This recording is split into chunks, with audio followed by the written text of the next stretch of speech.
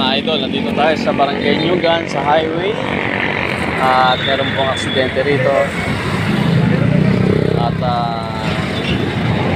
nabangga ng single ang ating guest area.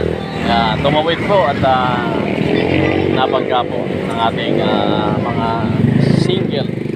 Kaya po andito ang CDRR Mo 911. So panguna po ng ating Mayor Dennis Den Hain at ang aming head is Sir Colin Garcia. So andito po ang ating personnel ng CDRR Mo. At siyempre andito ang ating barangay Nyugan sa highway. Yan.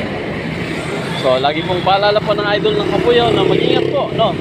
Lalo yung mga natawid. So pagbigyan po natin.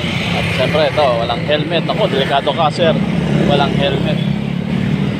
So ayan po ang ating mga CDRR Mo personnel at ating mga barangay Nyugan.